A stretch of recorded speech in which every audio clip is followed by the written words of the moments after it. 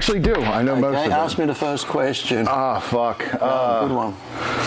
What was it? I mean, there's the intro. Welcome to the Beefcast. I expect a dance and a song for the intro. Yeah, it's just going to be a floating hamburger.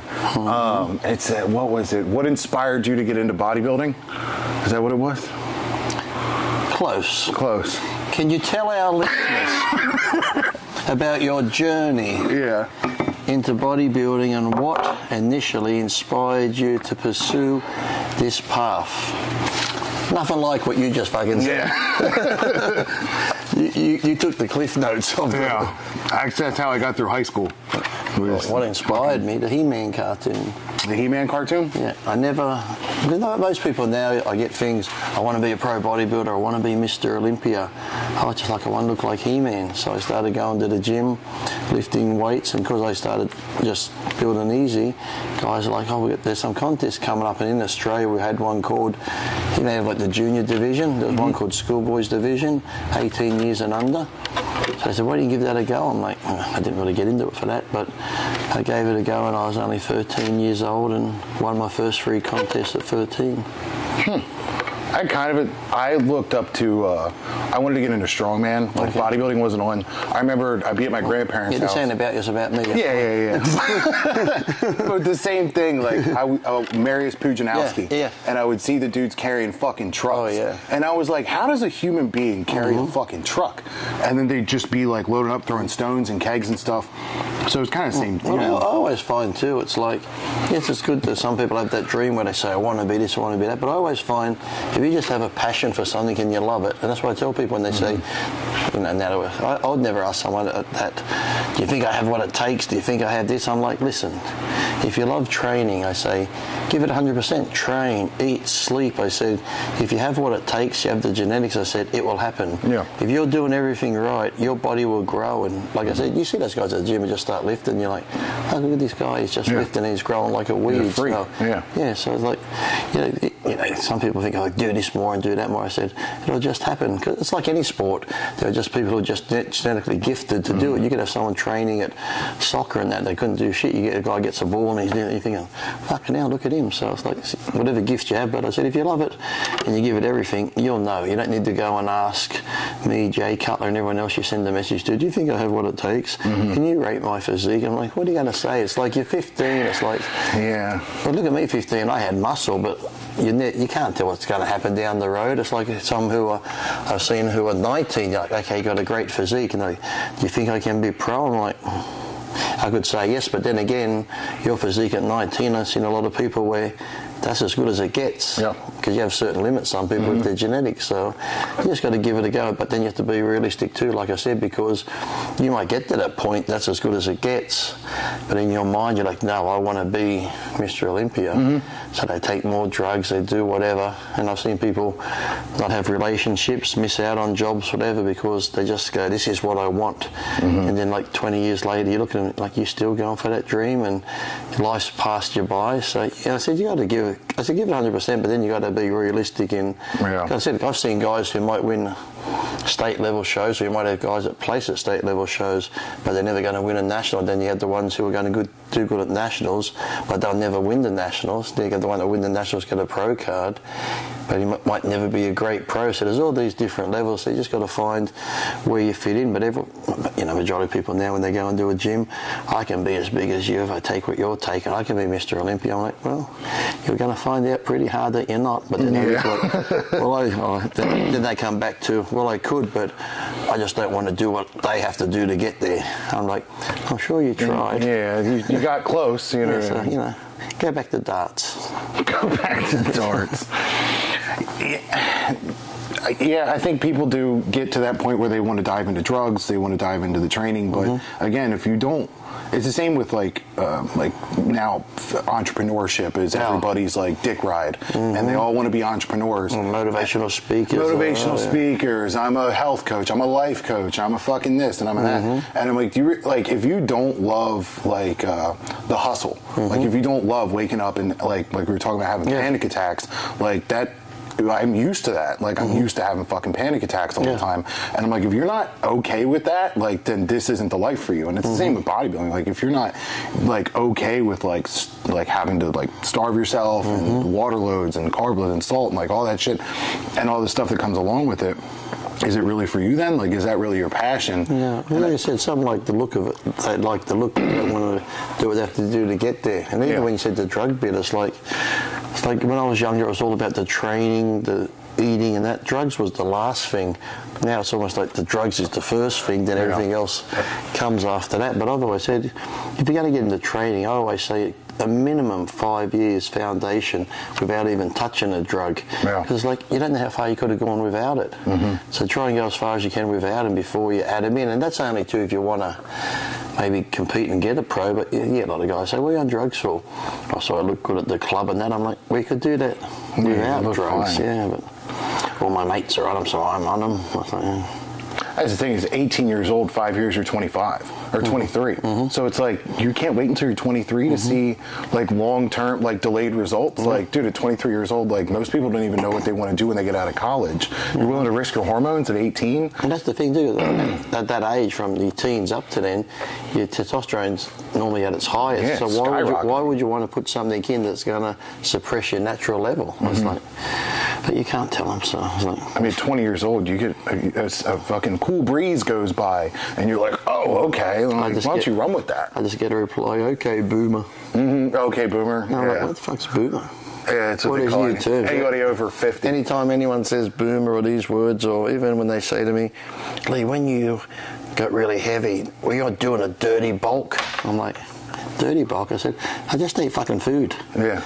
Ate what you want. There was no stupid dirty bulks. There was no word like macros and all this sort of stuff. I say, bodybuilding, where it comes to eating, dieting, training, I said it's so basic. You don't need to reinvent the wheel. So if you just stick to the basics, you can't go wrong. But I know there's a lot of personal trainers out there, all these like influencers that make it sound scientific, so they can maybe charge more money. Make it sound complicated. Because I've actually felt guilty. You need 18 blueberries today. Tomorrow you get 19 blueberries. Actually, it was Neil Hill sent me a diet once who helps Flex Lewis, and he actually did that. I said, what sort of thing he said? He goes, I said, your eating plan, Lee, and I was looking at it, it said oatmeal, half a banana, and it said 15 blueberries. And I joked with him, I said, what happens if I have 17? Is that going to like really push me over the edge? Yeah. Am I gonna spill over if I eat that extra blueberry? To Flex, I said, oh, Neil sent me this. And Flex is like, fucking blueberries? I never get fucking blueberries. Yeah, so I was just all wigged out about it. Yeah, but it's so funny how it's like, what made you come up with 15? It's like, not 14? Not. I think that's it's where people want to, they want to take a car and they want to make it complicated. And you're like, at the end of the day, it's still wheels and a gas pedal. You know, if you're driving on the road, like you're still doing the thing. And they overcomplicate it, make it sound special. The dirty bulk thing, I think that came out of the whole Rich Piana culture. I said, you overcomplicate. And I've actually helped a guy once. I was helping one guy in this other guy. I said, I see you helping him. Can you help me?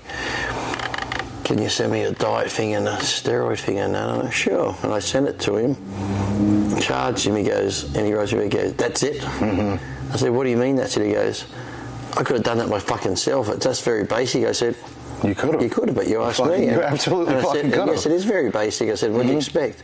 I thought it would have been more this than the drugs, and that, but it's more so focused on the drug side of it. Yeah.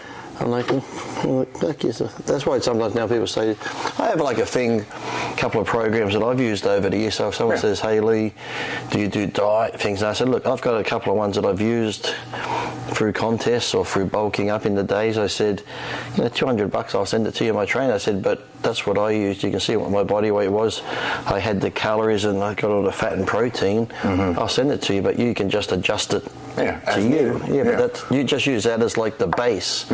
I'll do that, but to sit down and write things out for people, well, how much of that should I have, and then this, and I said, I don't know your body. That's why I said, look, I can, no matter what, even if I do you a specific one just for you, I'm still guessing at the beginning because I'm going to say eat this, and eat this. And then see how you look. Give it to you, then how you look. Okay, now let's cut this out and cut this out. Then they say then too, well, I could have done that. It's like, what do you want? Do you want me to just say, here's your diet, here's your training, follow that. And you're going to look like Ronnie Coleman. You're going to be Ronnie Coleman. Yeah. If you don't, I'll give you a refund. Yeah. I was like, I don't know what you people expect. It's like, it really boils down. I mean, it's half the time it's all the same shit. You're eating chicken, you're eating rice. That's what I tell You're eating oatmeal, you're eating bagels. Yep. You might have an intra-carb drink. Sometimes it's fucking juice. Sometimes it's Gatorade. Some people use dextrose. Yep. It's really, they'll overcomplicate it so much where I'm just like, are you doing this to feel special? Like, do you want to think that your physique is so fucking special that like we have to, it's 18 blueberries. Exactly. It's a cup and a quarter of rice. It's 6 almonds before bed. Yeah. And I'm like, what kind of a psycho? Like, I'll give the guys the respect to like sit down and weigh out like 100 grams of rice. And I did that once. It sounds fucking miserable. Well, I did that once, and when I weighed out, I'm like, that's all I can eat. Yeah, like it sucks. So I used to go by feel a lot, and I'll be like, I might have half a cup, and I'd do half a cup for a while. How's my energy? How do I look? Good. The next day I'll go 3/4 of a cup. I'd just play it for like that to see. Yeah. And then there were some days where that might have been all I needed. Yeah. And then some days I might have had a whole cup.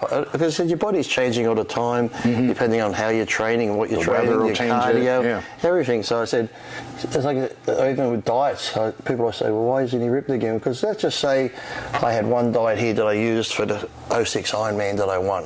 And I look great.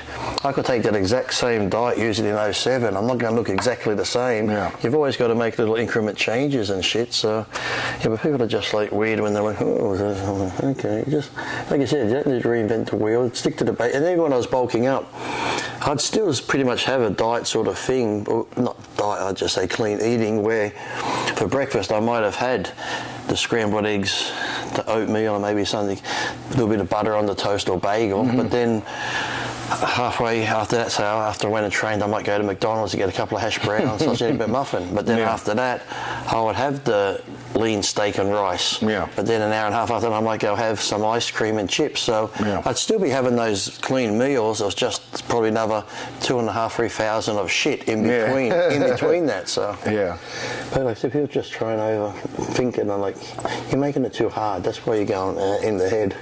And then they overthink it and they stress themselves out. Stress will cause them to gain weight. They'll freak out. Like, I'm going to check this real quick. Hold on. I want to make sure it's the whole time he has to push record. Oh, no, it's fucking recording. See, that's what I'm talking about, the anxiety. Whole time you're talking, I'm like, is it fucking recording? Jesus like, Christ. I would sit here for an hour and then go back and like, there's no fucking video. But even when it comes to training too, I get a lot of time. I hate when someone goes, Lee, what's the best for this or best for that? I'm like, there is no best. Well, Lee, what do you do for biceps? I'm like, and they think I'm being real. I say, I do the same as you. Barbell curl, dumbbell curl. I want to get arms like yours. I said, well, find what works for you. I said, do the basics. Because I used to love barbell curl. Because it just used to feel good just for me. I got a good pump. But I had a friend, he much preferred the dumbbell curl, the way he got the better squeeze. That's how I am, So he did that. I hate barbell curls. So that's why sometimes someone might look at it and go, well, Lee done barbell, that's the best, got big arms. Yeah, that's for me. You've got to find what works for you. So it's like, I could give you a program and say, this is what I did. So I'm going to follow Lee's thing to the T. And it's like Jose coming up, when it comes to posing sometimes, you see some guys doing poses and you're like, why are you doing that? And they'll be like, oh, such and such does it. It looks great. I said, yeah, it looks great on him. Yeah, you've got to find the poses to look good for you. So training's such an individual thing. That's why, what's better, free weights or machines? I say, do a bit of both. You know, what feels good that day? And then I'll get like, when you do arms, do you do bis and tris together, or do you do this? What if we eat's the best? I said, there is no best. Some days I do chest and biceps. Then some days I would just do chest and bis and tris by themselves. I said, it's such a thing that you can mix and turn around, and you know, like I said, nothing's set in stone. Should I do this or that? I'm like, why not do both? I think it's because people, they want like a list so that they can follow, which is good. I'm happy that people will be able to follow lists, but then again, it comes back to like, do you love this? Like, do you really like training, or are you doing it because you want to be, and why do you want to be a pro? Why do you want to be on drugs? Like, why do you want to do these things? Do you want to be cool on Instagram because you do all these things? So that's your end result.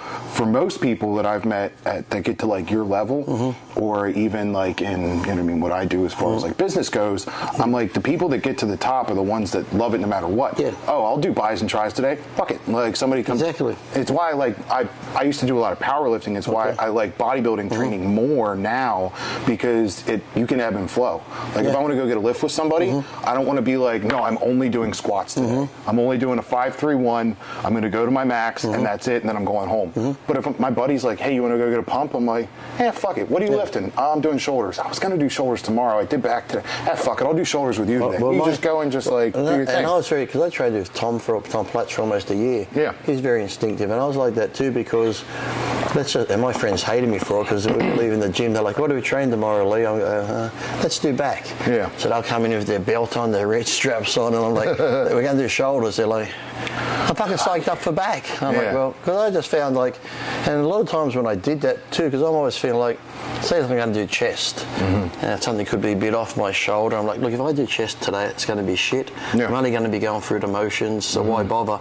And I'll pick another body part. And generally when I do that, and I'm not thinking about it, I pick another body part. I have the best workout ever. You get a way better lift. Exactly. Yeah. Whereas people are like, no, I've got to do this on this day, I've got to do this and that. I'm like, but it doesn't really matter. It's like your body can adapt pretty good. Yeah, they're going in lifting hurt because they're like, no, Wednesday I have to do this. That's how I see guys get hurt too, where it's like, especially like a flat bench, I saw a guy get injured. He's like, let's just say you had that day where you've eaten right, you've had your sleep, you had your meals, and you've benched like 4 plates that day. Like, wow, my personal best. Or PR now, it's not PB. Fuck it, I keep changing that shit too. But it's like now, next chest workout, he's like, I did 4 then, but maybe he didn't get sleep this time, so he's doing the flat, he's got the free, it's hard, he puts a half on, it's like, oh, but I did 4, I got to do it again, puts 4 on. Yep, there goes his pec, there goes his tendon. You got to really just listen to your body, you don't have to pound it all the time. If I'm having days like that too, I might do the same. Say I was to start off with flat dumbbell presses and then an incline fly, then an incline dumbbell, then a pec deck, and then something else. Generally I might have the same 5 basic exercises, but every workout I'd change the order in which I did them. So next time when I might start with the fly and then go do an incline. So, but if some people are just like, I got to do this one first and that one second. It's this many reps at this much weight. Just change it around. So I found a lot of times what's helped me like switch things up is sometimes I'll be doing a regular lift, I'll get my normal weights, normal rep ranges, and I'm like, I'm just going to do it to failure now. And I throw that in there every now and then. It'll be on different exercises throughout like the week. I'll take this one to failure. I like how it feels today, and I get way better results doing that, and I'm not even following a program. One of my squats when I was training with Tom was like 775 pounds for 6 reps. But when I was younger, I always believed I got to do squats first. That's when I'm at my strongest and blah, blah, blah. But then as the years went on and then I'm like, I don't really feel like doing it first. And I'd go off and do leg extensions, leg press. I'd do squats third, and I was fucking stronger. Yeah, I might be like a little bit more pumped up and stuff, but because the legs had blood in them and stuff like that, and I was still focused. Fascia's nice and stretched it's like, out. I had some of my best lifts. People were like, aren't you worn out or fatigued? And I said, no. It's sometimes people say stuff like that, and I'm like, how much of a pussy are you? Yeah. You know what I mean? Like, I mean, genuinely in powerlifting, like, you'll go in and you'll do your power movements first, then go do your accessories because of glycogen loading and all that other stuff. But if you're like, if your program is so fragile that you can't do leg extensions before squats, one, you're kind of a pussy, and two, like, how much do you like it? Like, do you like doing extensions this? First could take 5 pounds away from my max on the squats. I not get that. And that's the thing too. Those people who are watching, I want to ask why when I sometimes go to the gym and I'll see a leg press load up and someone puts a 5 pound on it. I'm like, on a leg press? I understand that on benching. When you're at your max on bench, that 5 can make a difference. But a leg press, I'm thinking, you could probably push a bit more. I think your Air Jordans might weigh more than what you just put 5 pounds. I have a rule. If you're doing like compound movements, bench, squat, deadlift, things like that, it's plates and quarters. If you're not moving by plates and quarters, I'm not. Well, especially leg press now, you can take a quarter easy. And sometimes girls are the worst because I'm not saying that in a bad way. Girls, non-binary, gender fluid, I could put them all in there. Whoever you want to be, But it's like, there used to be a girl there, and every time I see her on the leg press, she'd only have 1 plate on. I was watching her, because she liked doing the legs. I said, why don't you go try a bit heavier today? Oh, I can't. I said, come on, I'll spot you, I'll stay here. Okay. By the time we finished, she had 3.5 plates on doing good, perfect reps, and she's filming. She goes, I didn't believe I could ever do that. She goes, that one plate was heavy. I said, well, I've been watching you. You've been doing that one plate for like 1 or 2 months now. Yeah. And she just didn't think of it. When she put 3 on, she's like, I can't believe this. She calls up her boyfriend, watch this, I'm going to do this. Like, she was so over the moon that I said, you just got to, sometimes people are too scared to add more weight or something. It's like, you can do it, just fucking do it, you know. First time ever. It's almost like they're in that comfort zone and we don't want to get out of it. Yeah, and it's a fear thing. And I do get that. Like, I remember the first time I squatted 500 pounds, I was like, standing in front of it, like, trying to get myself hyped up. And the guy who was training me at the time, he goes, he's an old powerlifter dude. He was like, don't be such a fucking pussy. I know women who can bench more than that. He's like, you got spotters. What's the worst thing that could happen? You fucking die? He was like, Jesus Christ. And then he hobbled away because he had a bad knee. And I was just like, what's going to happen? You could look like me when you finish. Yeah. I was like, I mean, no, I don't want that, dude. I want my knees. But like at the same time, when he said, don't be such a fucking pussy, I know women who can bench more than that, I was like, he's like, dude, you got spotters. What are you fucking afraid of? And that's the most like anything, and it's like any type of thing that's more in our head than anything. That when you finally did it, you're like, fuck, I did it. That was easy. The next time you did it, it was like nothing probably. You could just go straight in and do it again. Yeah. And that's what, if we love training, you'll go to those failure points. People who run, they talk about the fourth wall. Oh, yeah. And you're like, yeah, you don't enjoy running until you hit the fourth wall.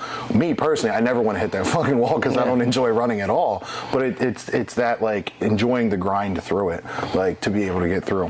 Which I actually do have. Was that a good answer? Just that was a good first question? For the first question, yeah, it was a fucking great answer. Half an hour later? I'm not going to go with any of this. You just covered 5 of the questions. Yeah, you go through it.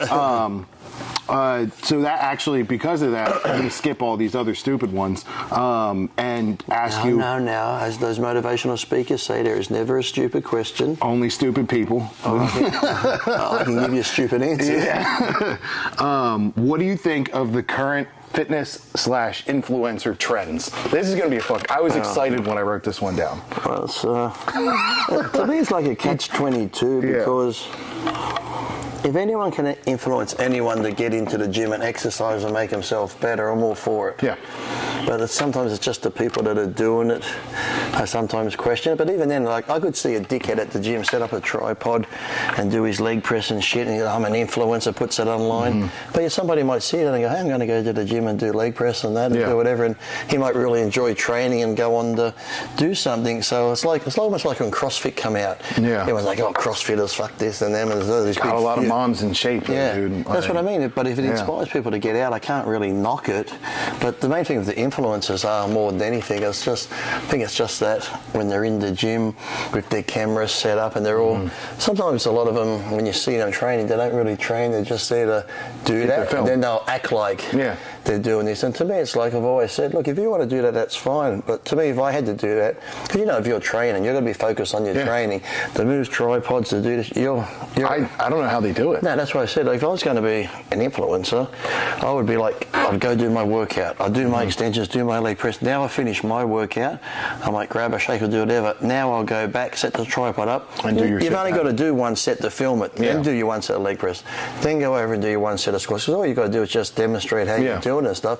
You don't need to film every set, 2 plates. Now I'm putting the 3rd plate on. It's like, do it that way. So it's like, nobody's fucking watching that anyway. No, generally it's like I said, if they're influencing people to get out there and train and be healthy, I'm all for it. But sometimes it's more just the people and their attitudes I don't like, rather than the actual influence thing themselves. So like I said, if they're influencing people to train and that's good. But generally it's just that people, because some of the ones where I live, they're just like, they're more worried about do I look good for the camera? Okay, how's the glutes looking? Okay, it's just like, come on, it's like, so. Again, are you doing this because you like it, or are you doing this because for the clout on the ground? Exactly, I think that's what it is. Well, I think it's probably 50-50. Yeah. Because you wouldn't do it if you didn't like it at all. Like, I would have hoped to make. I wouldn't go do concrete right now. Fuck that. Like, even if there was a good TikTok algorithm for laying concrete, you're not going to see me out in the sun. Like, I hope they're paying good money on mine. It depends. Like, like I said, it's that double-edged sword with me where, but if I saw someone in the gym who was an influencer, like I said, and they're doing it properly after their workout, but it's like the ones, I think it's more, like I said, because they have the tripods, they move them around, they take up space. Some of the ones I've known phone. It's just more the attitude in the gym, how cocky they are. Yeah. Like you're in my space. Don't get in front of my camera while I'm lifting. Yeah, it's like that shit more than anything. Joey Swole's been doing all those things where people be like, this fucking guy got in front of my camera, and he's like, yeah, because you're at a public place. Exactly. Yeah, asshole. Like, there's people everywhere. Yeah, if you want to do that sort of thing, get a bit of gym equipment at home and film your stuff at home, or go at a time when that'd be the perfect. Because most gyms now are 24 hours. Yeah. Me personally, if I was going to do that, I'd like 9, 10 I'd like to do it when no one's there. Yeah. And I'd probably go down there. I'll take a couple of changes of outfit so it looks like it's a different day, and just knock out a few. Exactly. Yeah. So that's not a bad idea. And then that way for the rest of the week, all you have to do is just focus on your training, so stuff like that. So you'll look good. There you go. That's Lee Priest's tip. Yeah. You change your outfits, wear 3 different things, go to a 24-hour Not gym. when I'm there, though. I don't want to go. Yeah. I'll be here an hour. This fucker's put on 4 different outfits. Yeah, he's switching it up. I said after 9, dickhead.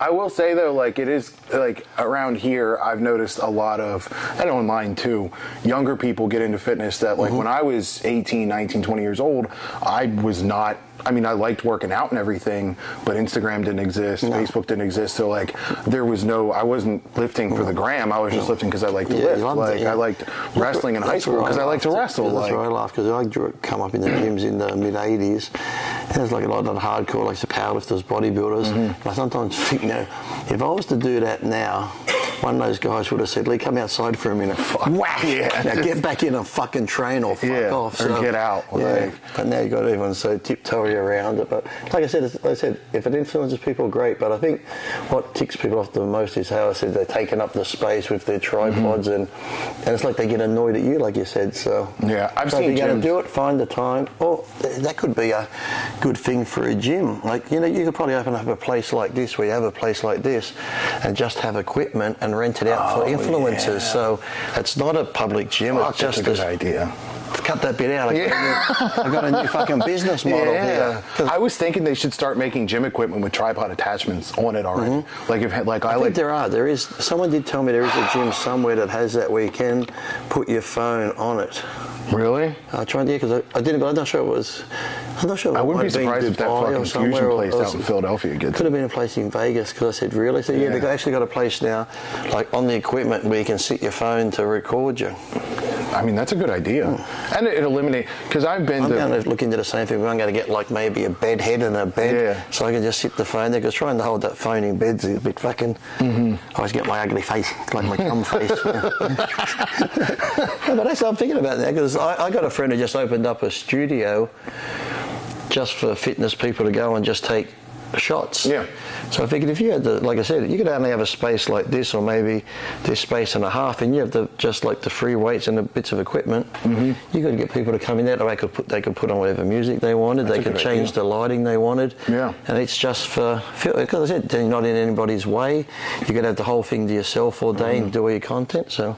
Yeah, because you'll go to a public gym, and I mean, some of the ones around here get really crowded around crunch time. And that's when a lot of people are doing it. There's 6 fucking tripods. Well, when I went to Vegas, did you go to Olympia in Vegas, Jose, last year?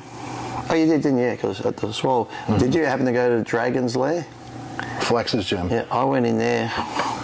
I mean, like, I guarantee you probably 70% of the girls in their bags had tripods sticking out. And because it's the Olympia weekend, it was packed, and there was just tripods everywhere. I mean, everyone's doing glute raises. It's crazy. It's just like stiff leg deadlifts all over the place.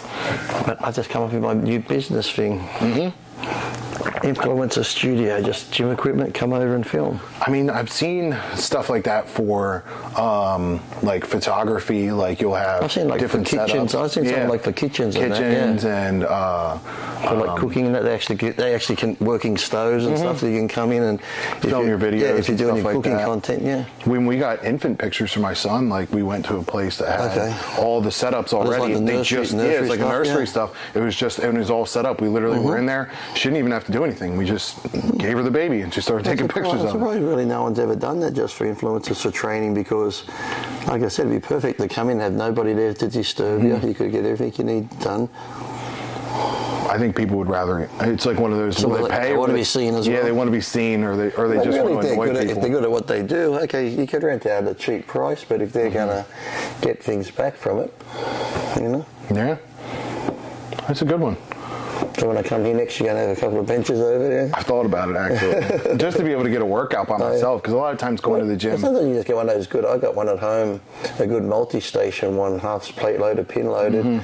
One side it's got the bench where you can go decline all the way up the shoulders. Yeah. The other side's got the heavy weight lat pull down and stuff, and cedar road dips, and then on the other side it's got one of those like pendulum type squat things and stuff. But then the bench that you use for your shoulder press, it has attachments for your leg extension, leg curls. And sometimes I got other stuff too, but sometimes I just use that and get the best workout ever. So you just get a pump. Sometimes it's just going in and getting a pump. What do I like and dislike? Yeah, what do you like and dislike about bodybuilding today? Well, I just like that it inspires people to get into it. Whether it's a Nick Freaky Walker or somebody else, it's like, you know, people like, I love Nick Walker, I like the way he trains, that sort of thing. You know, most people are never going to look like him or look like any of the bodybuilders, but if that, again, inspires people to get into the gym and train and have fun and do stuff, then why not? So might get your friends together, you know, people meet people, and you might make new friends when you go to gyms and stuff like that. So that's the main thing, just getting people together. And what I dislike, too many drugs, too many shit talkers. And like I said, I don't like how guys don't compete enough, because that's like, people say it's unhealthy to compete more, and I'm like, well, it's just as unhealthy if you wanted to sit at home like me and get 285, overweight, you still take a bit of gear, you're not doing cardio, eating Kentucky.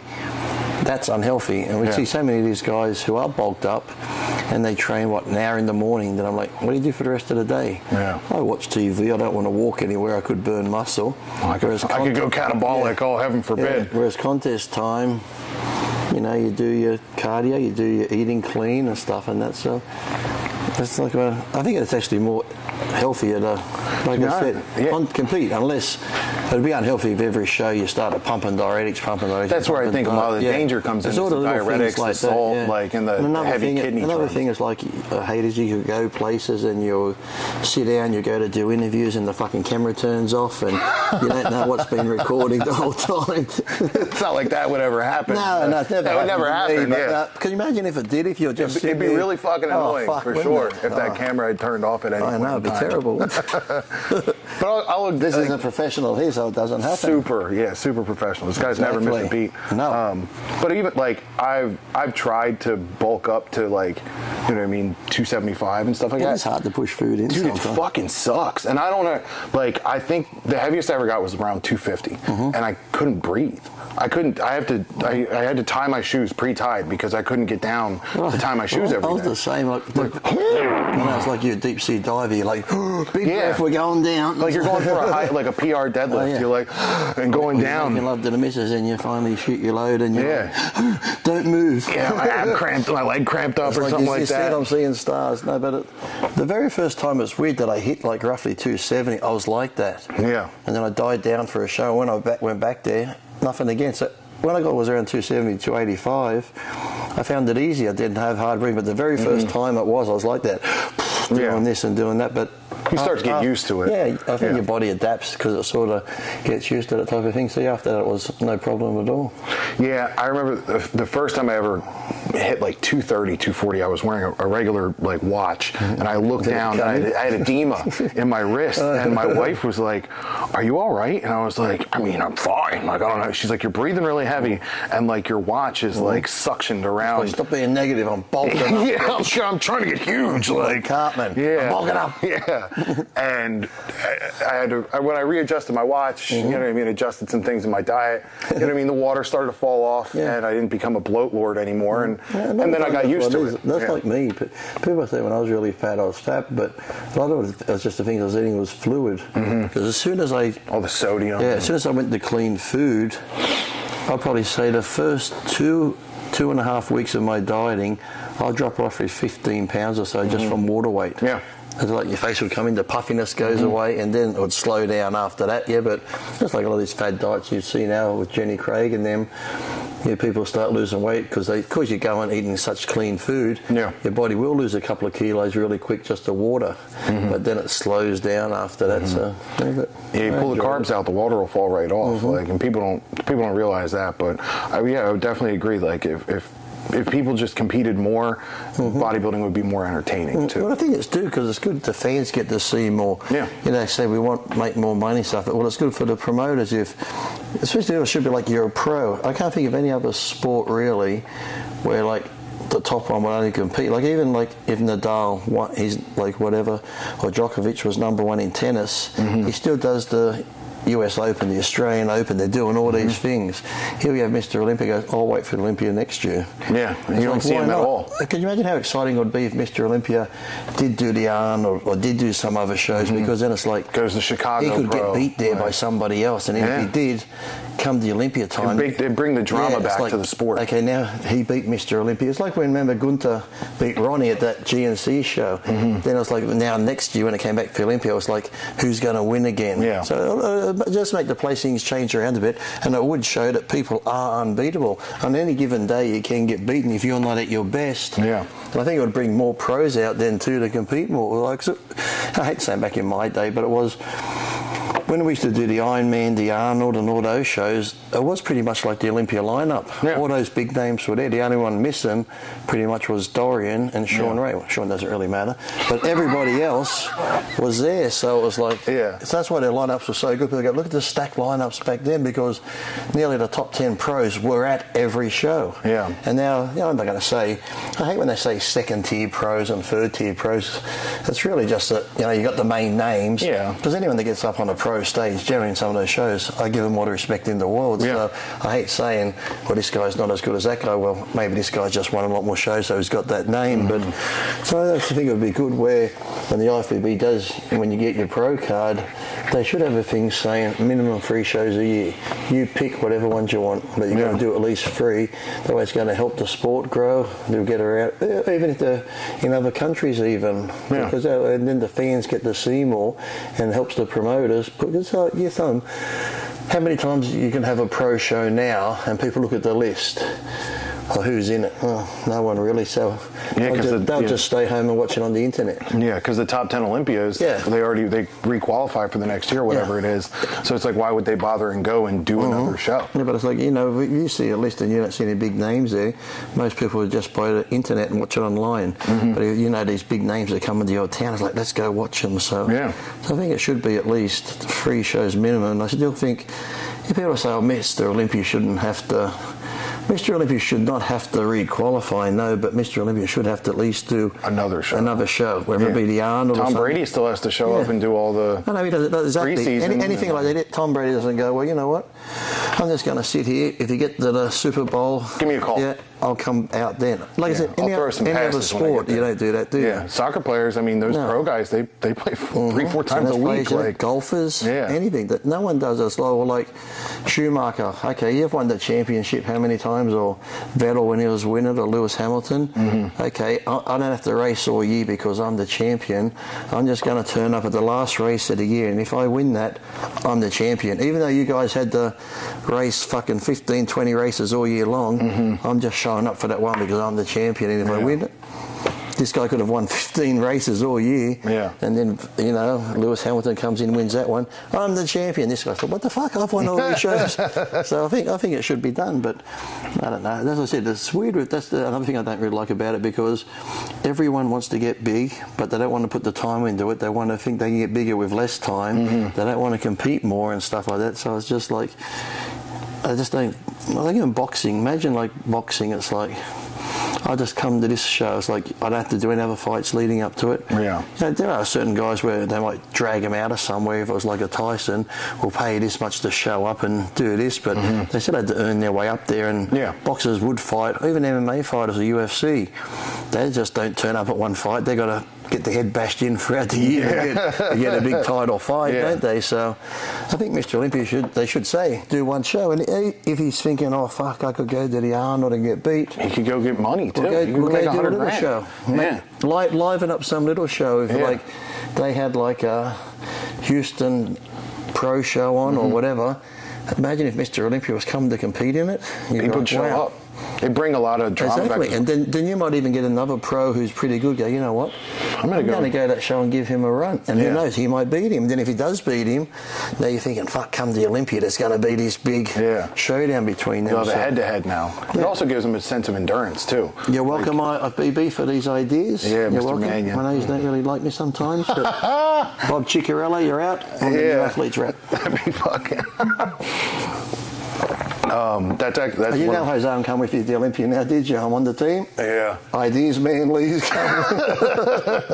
They'll be on stage. No, that's not come. I got an idea. Out. All right, so I actually do have this in here. I don't know if you want to rehash it about what happened with the IFBB. It was mainly just that I'll just talk about stuff, and I'll get this clear when I say this, because I said in my interviews, when I talk about the IFBB, it's the old guard. It's when Wayne DeMille, it's not Jim Mannion now, it's not Weinberger now. It's like there's split, so that would have been like the old Ben Weider, Joe Weider, Raphael and all that. So I think now the IFBB, Jim and Steve and everyone's doing a good job. It's changed a lot. Like if that had been how it was, the way it's run now back then, there probably wouldn't have been as many problems. But back then, there was a lot of shady shit going on with judging and stuff like that, and promoters. So, but it was mainly just that I don't like seeing anyone get screwed over when you're busting your ass to be the best and stuff. And I understand promoters have to make money, but sometimes different things and judging, because there were some judges that did sleep with competitors, female ones. So, but it's like, and I'll talk about it, you can't say that, you get suspended. So I'm like, why not? Or when at the Olympia, when I gave Wayne that letter, because here we have, I said, Wayne, you call this the Super Bowl, there's 15, 16 guys, if you're in the top 10, you don't get $1. Yeah. And I knew the year before meal, I said something, he said, put it in writing. So I knew he'd say it to me, so I put it in writing, and then from that day on, everyone got 2,000. I was like, well, it's not much, but at least covers your travel. 2,000, in your pocket. And I get told all the time, why don't you shut up, Lee? I'm like, well, I could shut up. I said, back then I won some shows, I was always during the top 3 with sponsorships, with supplements and MD. I was probably making $18,000 a month from sponsorship, so I didn't really care. I didn't need the money, but it's like if the guys at the top don't stand up for the guys down the bottom, nothing's ever going to change. Because you get the ones up there who do it, well, I'm comfortable, what do I need to complain about? And I hated that, because I'm like, at the Olympia, I'm busting my ass, I might get top 6 and get money, but the guy who come 13th, he's busting his fucking ass too, so he should get something. So that's why I said, you've got to stand up for everybody. And what annoyed me the most was when I do the article, so many pros, we agree with what you're saying, I'll be like, then stand with me. Oh no, I'll get in trouble. I'm like, not if we all stand together. Because I'd say 2 nights or whatever it is when they have the athletes meeting before the Olympia or the big shows, if we just said, listen, we don't want a lot, we just want this, this and this. We'll pick the Olympia, sponsors are there, it's all set up, tickets are sold out. 3 nights before at the athletes meeting, if we just said, listen, if we don't get this, this and this, we're not walking out on stage on Saturday. What are they going to do? Strong arm them. You can't cancel the show. So, and like I said, they weren't crazy demands. I'm just like, just give us the respect. We're pro athletes. And of course I'll just argue that, I'll get in trouble. And then when Wayne DeMille started his thing, I've been competing with the IFBB for 15 years, so Wayne said he's starting a new organisation. They were going to judge differently a bit, so I thought that'd be fun. I said, what are the dates? I went, they don't conflict with any IFBB shows, I'll be in shape, so I'll do it. And people are like, oh, Lee's doing this to piss the IFBB off. I'm like, no, I'm not. I'm doing this because I'm a bodybuilder, and if I can make extra money doing winning the show, why not? There were guys doing other weird shit, as we know, and I figured if somebody Googled these other guys, parents and their kids might be like, whoa, if they Google me, what's Lee doing? Being a bodybuilder. So doing bodybuilding. I got suspended for a year for doing the PDI, but because I argued that point saying, I said, so you mean me competing in another organisation is broken the #1 rule when all these other shit's happening? Of course they kept arguing. Now it's 2 years. And then somehow it came that I was suspended for life, but I was like, whatever. Did they ever lift that? Well, I don't think it would be there now, because I know Bob said Lee isn't suspended for life and that he's making that up. I said, well, technically Bob's right, because I'm not suspended for life from this new group now that they've gone separate ways, but from the old one I was, because I had a letter thing that came from, was it Harris Kagan that used to be in there back in the Yeah. And he was like the lawyer for Weeder back in the day. I got his letter.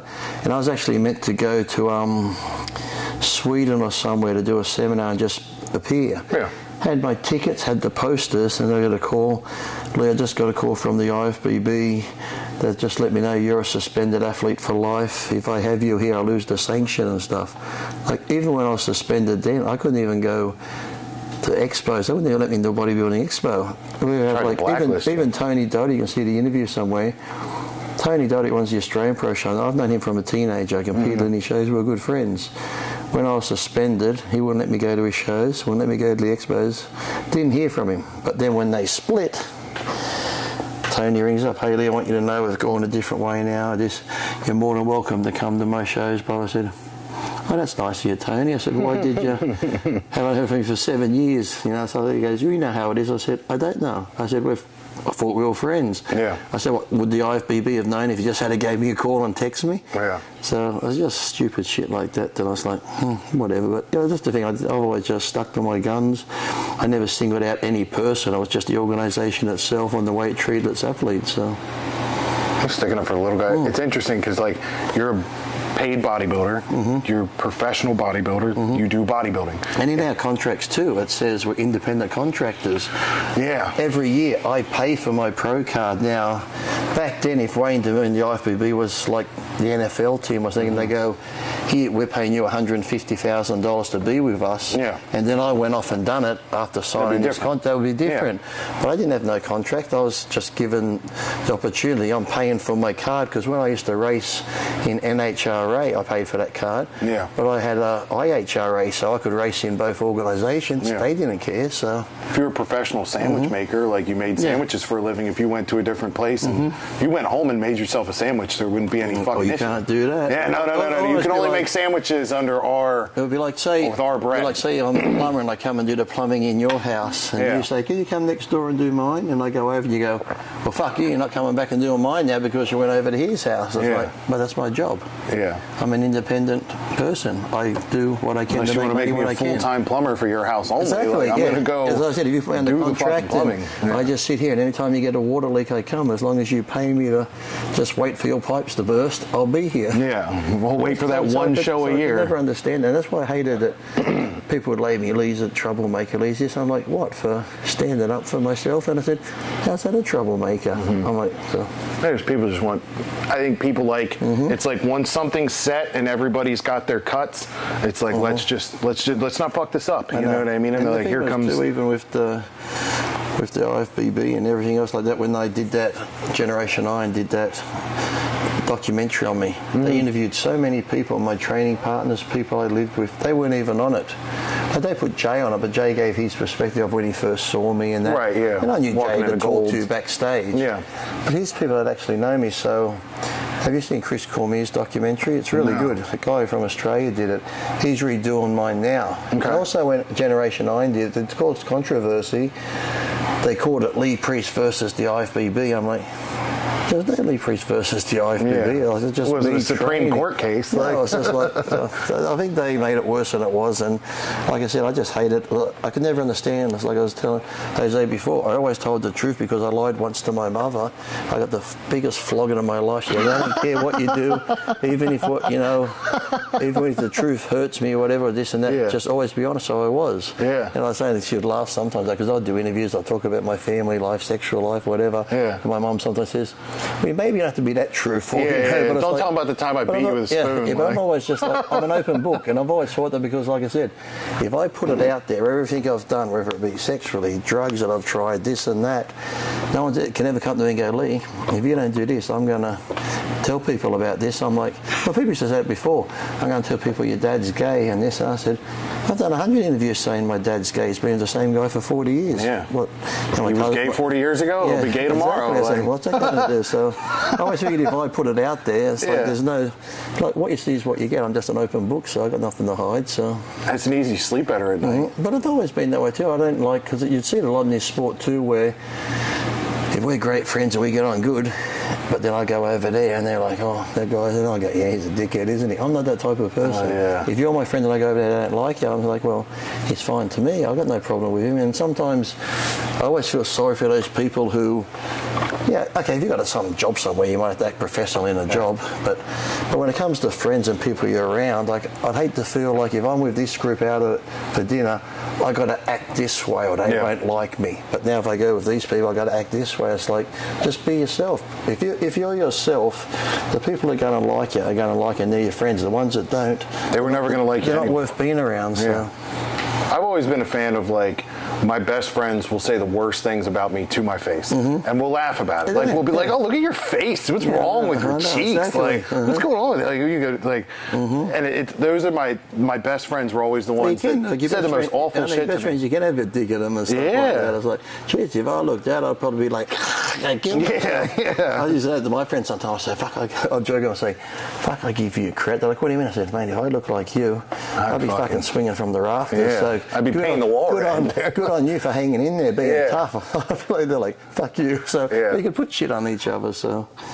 Yeah, but now, like I said, it's just this. Everyone wants to be, I don't know. I think, like I said, even with the Instagram, though, I think that a lot of people try and pretend to be something they're not. Me, I'm there. I'm myself. That's why I get so many accounts deleted and stuff like that. Yeah, I think I went to tag you in one, and like there was 2 that were blacked out. Yeah, well, I had one. I had 1 million followers, and I must have, you get strikes and strikes. And sometimes, like I said, people come on there and they abuse the shit out of me. And just for fun, if I'm just watching TV, I'm like, I'm just going to fuck with them. I might say you're a pig. Next thing, boom. Oh, yeah. And that's why now I still can't go on Instagram Live. I got a 30-day ban just for calling someone a pig. But that was after he said all kinds of shit. Yeah. I said, okay, I guess these bots pick up with the algorithms. So I said, why can't someone actually look at the conversation and go, well, I wasn't the one that started it. I'm just having fun with them. And I'm thinking, God, people are so sensitive. But I got a 30-day ban for making fun of Canada. I made fun of Australia. You know what I mean? And fucking fuck you. End this fucking interview. What did you say? I think I said fuck Australia. Yeah. And like I was like, they're not even like, because it was around like another Second Amendment thing, and some Australian guy was like, I can't believe America has such a gun problem. I was like, dude, you don't even, like, fuck Australia. Like, I was like, your biggest threat is kangaroos. Like, get out of my fucking face. Wait, you come down there, man, I'm going to fucking stab you. Yeah, I was like, sure you We don't have guns, but I got a big fucking knife. Yeah, and I was like, take your fucking didgeridoo and shove it up your ass. Yeah, when you get the boomerang in the side of your fucking head. Yeah, fucking Dundee over here.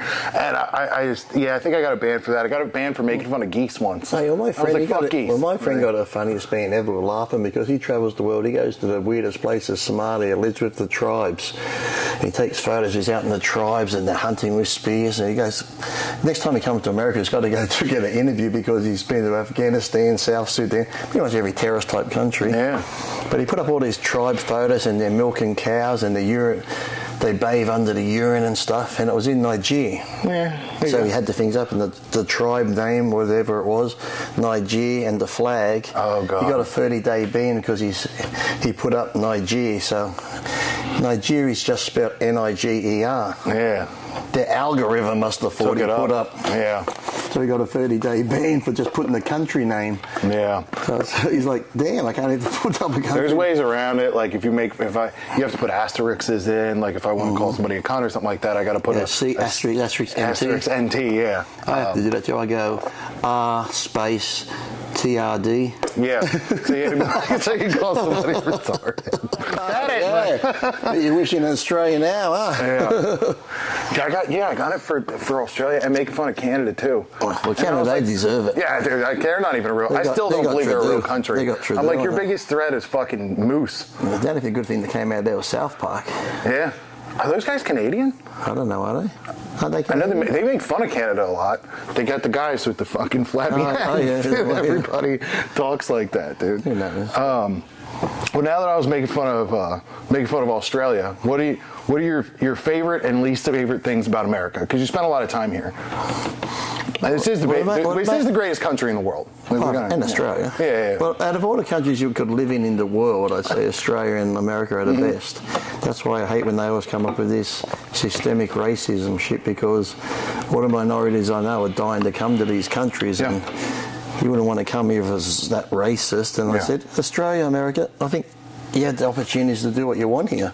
There's so much you can do. That's why I think some of the great, we have our problems, but I think a lot of the problems are caused by the media in general, not the people, because you speak to most people. When I lived in Venice for all those years, they talk about racism. You don't really see it. I'm sure it goes on. There's going to be pricks in all types of stuff. But in overall general, I think I'd say 98% of people aren't racist. They just want to go to work, do what they can, help their family, help their neighbours. Doesn't matter who you are, what colour you are, what religion you are. But as I see in Australia and here, it's the media that divides us, because they know and the governments know their biggest fear would be people, same as in bodybuilding. If we were all united, they would be fucked. So they just keep dividing us, because now, even years ago before Trump got in, you could be Republican or Democrat, nobody cared. Nobody gave a shit. But now you got family members, you're voting for Trump and this and that, you're fucking, I'm thinking, we're fighting over so much stupid shit that isn't worth fighting over. So, and they know that. So that's what I hate the most about different things like that. But as far as the good, I said, you can be anything you want or do anything you want. That's why there's so much opportunity. I was just saying before that I think we take it for granted, you know, because in Australia, probably here too, I remember I was here, someone from another country, look at these people coming over taking our jobs and that. I'm like, well, you could get that job if you wanted. It's like, but it's just because we're born here, we take it for granted. You get someone that comes from a country where before they come here, they're still walking miles down to the river to get water and shit. They come here and go, oh my God, look at all this opportunity, and they seize it because they want to do something, whereas we've been brought up here, we're just like, because I remember I've been like country when I've gone to South Africa, they've taken me out to where these tribe type things are, and they have nothing. I've been to like around Fiji and some of these islands, and the main thing I've seen the most is the countries and people that have the least, they're the fucking happiest. I mean, I saw kids with like things like this. I say this was a bottle, sticks through it, and the lids of their wheels with a string on. For an hour, they're just dragging it through the dirt, laughing their heads off. I said, imagine giving that to a kid and say, here, take your bottle, truck it outside and drag it. He'd pull out that fucking gun and shoot it. Then you'd be wishing you lived in a fucking Australia. You'd be like, where's my iPad? I don't understand. Like, that's the thing too. It's like young kids here. You'd never hear of it. 13, 12-year-old, I got anxiety, I'm stressed out. Oh, you haven't got anxiety or stressed out, you're just a spoiled cunt. Because it's like, oh, I got an iPhone 12, everyone has the iPhone 15. Mum won't get me the iPhone 15. Oh, I'm stressed, I'm going to sit in my room. Mum, I'm going to kill myself. It's like, it's just so fucking nuts that, you know, I think we create half of our problems and stressing out. And like I said, I don't think anyone, me personally, show my age, but if you're under the age of 15, I don't think kids should have access to social media 24/7. No. If they want to have a computer in the house where you can watch them, yes. Give your child a phone so if they're out for emergencies, they can call you, call the police, call family members. Now, can you imagine, like back then, I remember I was probably 11.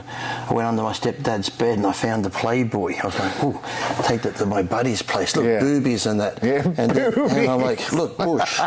For those who are listening, bush was like hair between your legs. You don't see it much these days. It was like that. I was like, but now, I go on here sometimes when I've had those days, I go, Pornhub. And I'm like, fuck, how many categories are there? A million. And I'm thinking young kids have access to all this shit now that we never had before.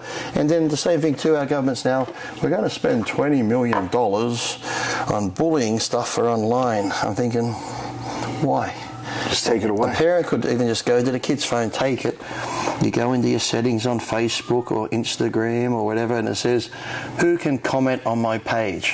Friends and family. Who can see my page? Friends and family. You have all the settings there. And so if one of your friends one day decides to be an asshole and block, they're gone. So you have all the settings. If you're getting bullied online, you must want it for the attention, because you can block all them. And it's also too, you see, 13-year-old kid on Facebook, 5,000 friends. Really? It's like, how do you have five? How are you 13? And then you get, but I keep it for this and that. It's like your true friends and family should have your phone number and text. Or anyway, so if they want to talk to you or send you a photo, they can. So I think just young kids that age shouldn't have that access. As I said, because at schools in bed, at home, you know, they should be sleeping midnight. They're probably still on their phones and stuff like that. So I think this is, like I said, whoever made these, I think they did it as a joke, because they said, let's call them a smartphone because they're going to make everyone fucking dumb, which they're doing. Because, I don't know about you, when I was young, I probably had 15 friends. I'd get home from school, I'm going to go call Tony or Tom. Yeah, this is the old phone we used to have back then. You'd have to dial like this, and then the new ones come in. Beep, oh, I can push a button. But I could remember 10, 15 numbers off the top of my head. If you said to me now, what's your wife's name? I have to go, R for Rachel. Yeah, and go back and it's like we don't remember anything because these are done with that. And also with these too, I think in general, we're losing the art of communication, just talking, being friendly to one another. You go out walking now. I'll take this, because I walk early, there's a nice sunrise, I take a photo. Yeah. But so many people are just out walking, heads down, everywhere they go, families, table, heads down. When we used to go on a family trip, I fucking hated that game after 20 minutes. I spy with my little eyes, something brown. Yeah. Or even when you sit around and play board games, Operation. You know, it's like, do people play board games anymore? Everyone's just so into their phones and we're not communicating. When you do sometimes go out walking and someone looks at me and go, good morning, they're like, you fucking talking to me? Yeah. It's like, and then in our street, we knew everybody. For me and my grandfather to walk down the road would take an hour to go fucking 20 metres because he's chatting to everyone. And now people don't even know their neighbours. I have no idea who lives next door. Yeah, we had a story not long ago. Guy lost his snake. His neighbour found it. It's on the news. You found your python. Yeah, my neighbour found it. Oh, yeah, how's that? Do you know he had this snake? He's like, no, first time I've met him. Been there 15 years. Yeah. It's like we're all getting in so closed in this little thing. We're losing the art of just pretty much being human towards one another. And that's one thing. When I first moved here, I said I hate categories. I went to the post office in Venice and they had a thing that said, had to fill it out. And then I got to the boxes.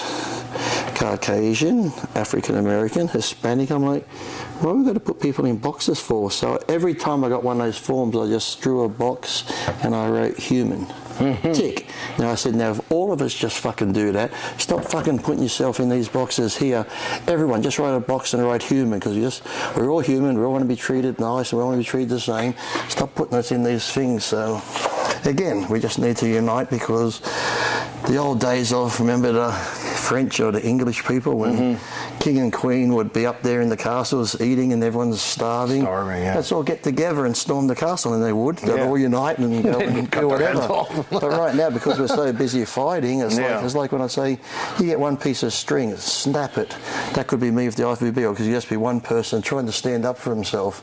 But if you get millions of pieces of string, put it together like that, you'll have a piece of rope that you'd never snap. So people just need to come together. And because I said, we've got more in things in common than we do differences, 100%. No matter what it is. Yeah. But you'd think the media that we're all ready to kill each other. So yeah, even when you talk to people who have differing political points of view, most of the time, the things that you disagree on, you have like similar fundamental agreements with as to why. You know, you're like, I don't like that. Well, why? For the same reason you don't like this. But I just don't like. I just like different things. The governments, I can never understand why it is the way it is with Republicans, Democrats in Australia. We have Labor, Liberal. I said, okay, why can't we just have Parliament? Let's just say you have the Senate and you have 500 people.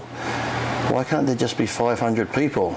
All types of people. Yeah. Could be fucking truck drivers, miners, business people, nurses, people from all walks of life that have lived out there. They know what it's like to live out there. Yeah. And collectively, yes, you might have difference of opinions, but if you're saying we need to do this to help these people, you know what's right and wrong. So collectively, you could work it out. But having all these different groups, we want to do this. No, fuck you, we're not doing that.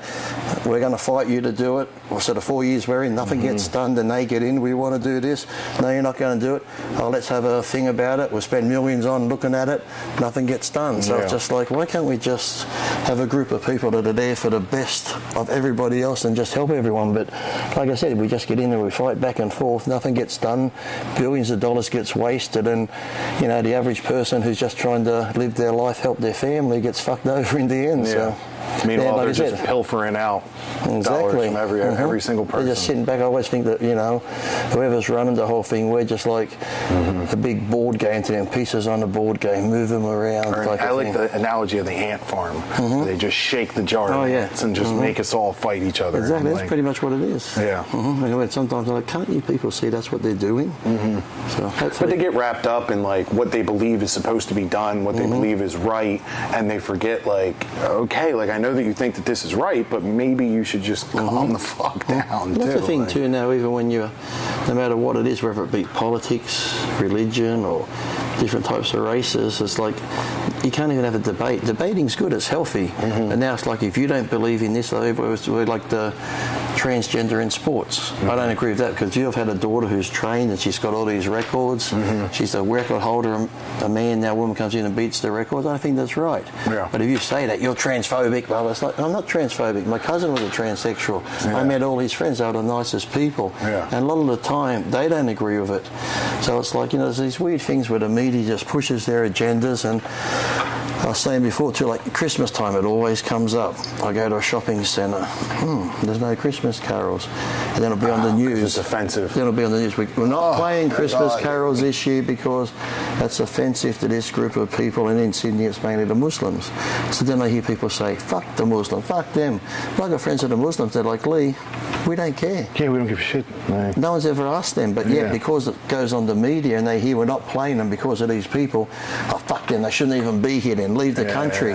But it's like manufactured hate. Yeah, it's like we have our celebrations, you have your celebrations. They're like, yeah, we don't celebrate your Christmas, but we still enjoy it, and stuff like that. So it's like, that's where the media just pushes things. Because generally you'll find when they're saying we're going to do this because it is, the group of people they're talking about, they haven't even consulted them or asked them. But because they do that, the general public goes, fuck them, they're the ones that want it, and they don't. So it's almost like they'll come up with a rule and be like, we're doing this for you. And you're like, we didn't fucking ask you to. We don't want it. Yeah, we didn't ask for this, dude. Like, you're making this worse. And now you're doing it, everyone's hating on us. Yeah, I think that's definitely true with the transgender sports issue. It almost like they're making it worse for progress by like trying to push stuff too fast. And I've gotten into arguments with people, they're like, but progress is good, you have to force progress. And I'm like, yeah, but look at where we've come from, like, say the age that you grew up in, when I grew up in. Like, I went to high school with gay kids and nobody gave a shit. Like, you might tease each other a little bit, but like, for the most part, like, nobody cared, which is fundamentally different from when you grew up, which was probably very taboo. Yeah, and they didn't care. I had a lot of gay friends. I knew gay people. I said my dad and that, and his friends. But then it's almost like too now, when they do a movie, it's like they make a point of almost overdoing it. Yeah. But yet there were things out before. Remember, you had that movie, The Birdcage, with Robin Williams. There's been tons of movies before where it's had gay people, transsexual people in, and you'd watch it and you'd laugh and you wouldn't even care because you could see it was. But now they're like shoving it in your face that much. That's done overboard, and that's what people are sort of exactly. And then they're like, oh, that's them doing it. They're really pushing it here. When if you were to go back now, probably 10, 15 years, you could find a ton of movies with gay people in them and stuff like that. But you didn't think nothing about it because it was just a movie. Yeah. But now they're was just a movie, and they were just gay people, and they're making a point about it. So. Well, I have one that you don't have to answer, and it's black, blue, and red. Black, blue, and red. Oh, your favorite colors? Yeah. Is there anybody you want to talk shit on while you're here? No, the thing is, me, like I said, I don't have things with Sean Ray, but I always tell people, you can go back for any interview of mine. I've never attacked anyone like first. It's like, if someone has said something about me, I think, they said to me, you see what such and such is saying? And I'm like, no. And then I do really, okay, I'll fuck with them, I'll fuck back. But I'm only fucking around and getting back with them. Or, I've said funny things in the past about different things. I might make a joke about someone and they get upset about it, but then they hate me, but I'm like, I was only joking. It's not like, thinking, I always say, how can men who are so big with muscles get such fragile, so sensitive? You're so sensitive. You're such a big man. Where's your, their delicate sensibilities? Like just go with it. It's like, tell them to trade in their Speedo for a doily. Exactly, because I'm from that era where there were movies that were funny as hell. Every stereotype was in those movies. Everyone that was in the movie theatre was either one of those races or whatever in it. And guess what? We all sat there laughing. We all had a good laugh. You could put shit on that, you shit on your mates, because we understood this is a movie, or if you go see a comedian, we know it's a joke, it's not real life.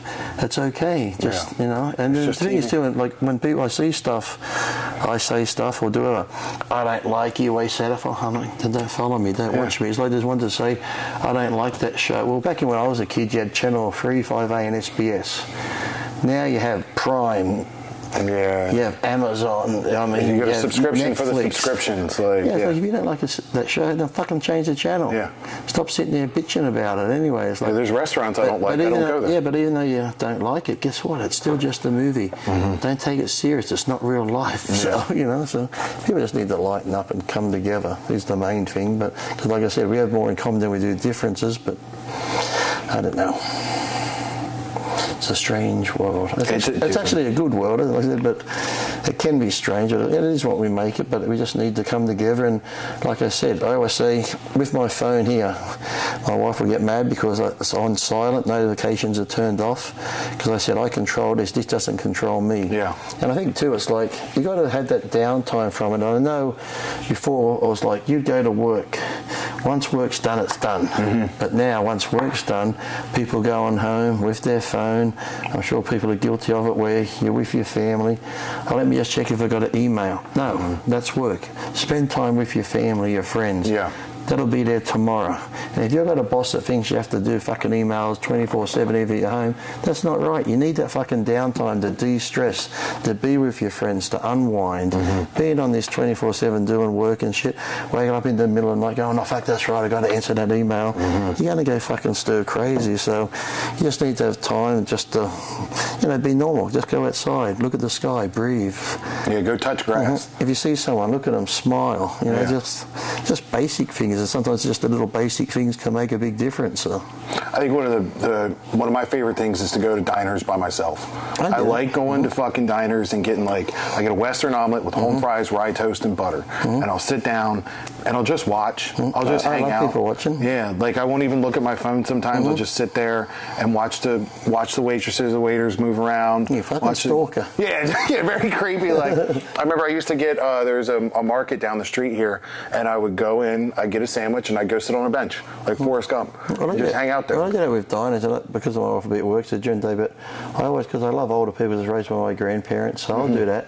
And I'll pick an old couple as I'm leaving, give me their bill. I just pay it and walk out. The other day I was at my friend's mechanic shop and I got talking to this guy. He lift weights, and then come to find out his wife had passed away from cancer. He's 86, he could be going on dialysis. He doesn't have any friends, he gets lonely. He has a daughter and grandkids, he doesn't see them all the time. And he spoke for an hour, he just reminded me of my grandfather. And my friend Craig's like, your car's ready, Cole.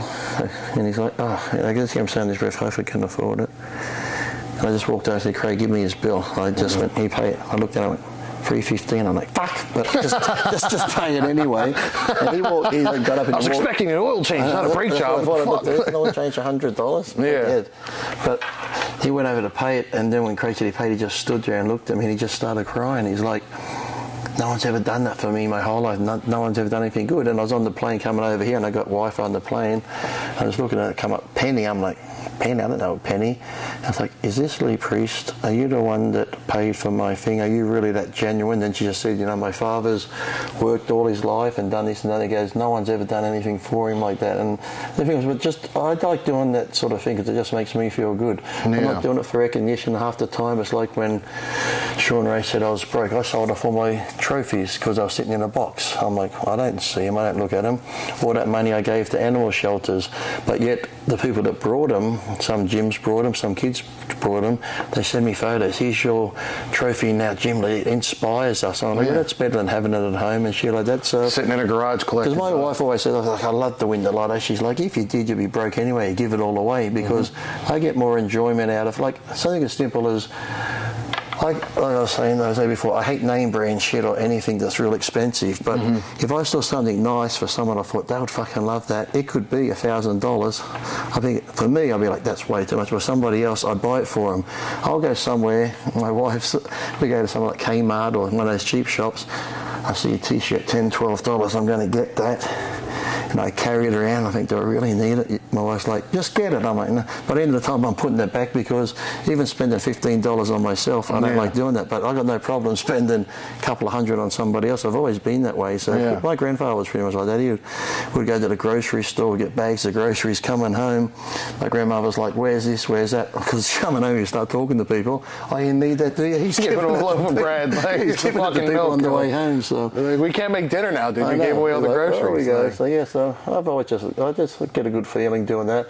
I'll go to a grocery store because the pension in Australia is not much, and older people struggle with the cost of living. And if I just look at there's an old person behind me, when you get to the checkout, you can just get those little gift card things, $50, $100. They just swipe it, put 100 on. I say, not yet, but wait till I go, and when you've run her through, give her that card to pay for her groceries. So I just like doing stuff like that. I always have, so it makes me feel good. It's like serial good deeds. And I think if more people did it too, it just doesn't have to be anything drastic. It just be something little. Just little things can make a huge difference. That's why I said even somebody could be having the shittiest day, and I've spoke to people like that. When I lived in Venice, Powerhouse Gym was going to open up, and I'd walk to the gym from Venice Boulevard to Gold's and that, and Powerhouse was opening up, and I'd just talk to a lot of the homeless people. And sometimes, because people go, oh, they're just this and that. And, granted, there are some that are out there and they want to be there, they're drugs and that, but a lot of the ones I spoke to, and one guy I was speaking to, was like he had a family, he had this, he had that, lost his job, that caused problems at home, so him and his wife fought, they split up, and he ended up homeless. And I'm like, that could be any of us at any given day. So I said, there's a gym opening up tonight. There's going to be a big banquet, and there's food left over. I'll talk to the Davishes if you can come over. And they're like, sure. So I said, tell your friends they can come over. And towards the end of the night, I look out the window. There's like 20, 30 people lined up outside the window. They were like, Lee, what the fuck did you do? But they were fine. There's all the food there. They come in. It's so funny because they come in, they got their packets on. There's like sandwiches and fruit. They got their coats and they're shoving their food in drumsticks in their shirt pockets. There's a big dip thing there, and this old lady's putting the finger in the tip like this. And she's like, God. The other homeless guy, what is it? And she's like, I don't know, I didn't cater this fucking affair. How do I? But I've always just like doing stuff like that. So, and I used to always just sometimes give the homeless money sometime. And this is when I had my H1 Hummer, so I was pretty stand out around there. Arnold had one, maybe him and I, around the time I only had the military ones. Every time I'd go to Gold's or that, I'd pull up at a stop sign. Homeless guy comes over. Are you Lee? I'm like, yeah. My buddy said that you give out money.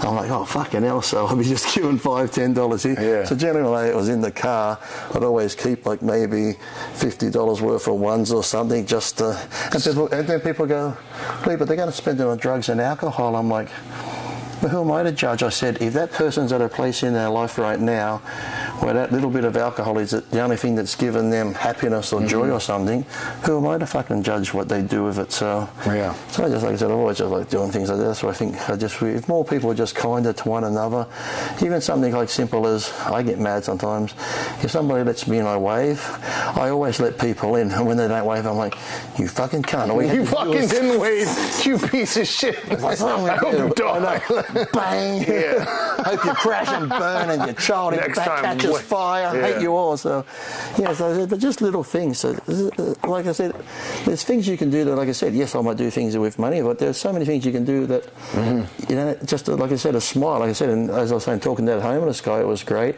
There's been people that go on to the beach, like I said, that guy in the car thing, but I pay things. But you can, like I spoke to people at the beach and they're just having a bad day. And then I've sat there and talked and they're like, oh, thanks for talking to me, I feel a lot better now. So just little things like that. You might not think it's much, but to somebody else it could make a huge difference. So.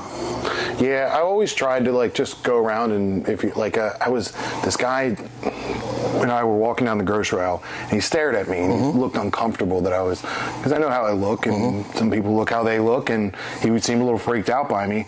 And then we turned another corner and ended up in the next grocery aisle next to each other again. And as I passed him, he dropped his bag of chips and I just reached down. I try to do things instinctively. The guy dropped his chips. I'm gonna fucking pick up his chips. So I picked him up and he goes, oh, thank you. And I was like, no problem, brother, and just kept moving. And you could tell that he was not expecting me to fucking kick his chips and walk around. And I've noticed that over the last couple of years, prior to 2017, 2018, it seems like it's gotten significantly worse. And I always try and hold the door for the person behind me, smile when people smile. My wife says sometimes not to do that because she's like, it looks creepy. Like when you look at somebody and smile, she's like, don't fucking smile at people. I'm like, I'm just going to, if I'm happy, I'm just going to smile. My wife laughs at me because I can be anywhere sometimes and I'd be like a homeless type person or even a druggish person who was start telling me their story, but generally older people. Every time we're out somewhere, my wife, let's go here, we're going to a movie, I'll be held off for 20 minutes. She's like, I'm going inside. And she goes, what is it with you? She goes, the people that are just drawn towards you and just talk to you forever. Yeah. And I guess my grandfather was the same way, but I was telling Jose how I was in the grocery store not long ago, and this little old lady's just staring at me. I'm like, oh, God. Yeah. It's okay, I'm not going to rob you. And she's staring, she's coming closer. I'm like, here I go. She's going to fucking just have a go at me about the tattoos. And the little old lady, she goes, I just want to ask you, what's with the tattoo on your face? And I just joke around. I said, I'm an idiot, that's why I got it. And she just puts her hand on my arm. She goes, no. She goes, I think it's beautiful. And I was like, that's weird. She must have been like 80 years old. But here I am looking at her thinking, don't you fucking judge me. It's like, but I said, but like I said, just even, okay, you say it looks creepy, but you could have someone that's having a bad day and thinking shit, but you might just say, hi, smile and that. And little things like that can make a huge difference to people. So that's why I always think, get your head out of your phone and just live in the real world and try to be somewhat human again, because, you don't know what other people are going through and stuff. But as for the door thing, not long ago, I guess it's caused the new age. I was always taught that. Yeah. We're at the mall, I open the door for my wife, another lady's coming, she comes along. I can do that myself. I'm like, I bet you could. I'm not going to say a word. I say, you're welcome. And it's like, go back again, let me try as you get close. Slam! Get it right in the ankles. It's like so.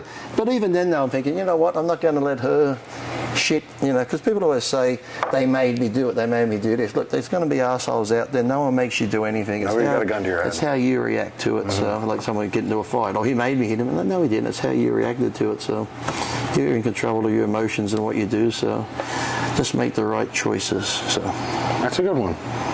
We can. I mean, sounds like Oprah.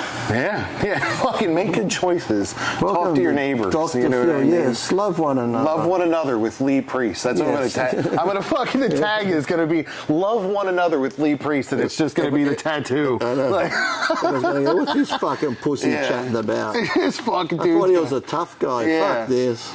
I seen him in the grocery store. He said hello. Okay, I am tough. I'll smile and I'll punch you in the fucking mouth, you cunt. Yeah, pinch your dick. And take your wallet. And give your money to an older person who appreciates it.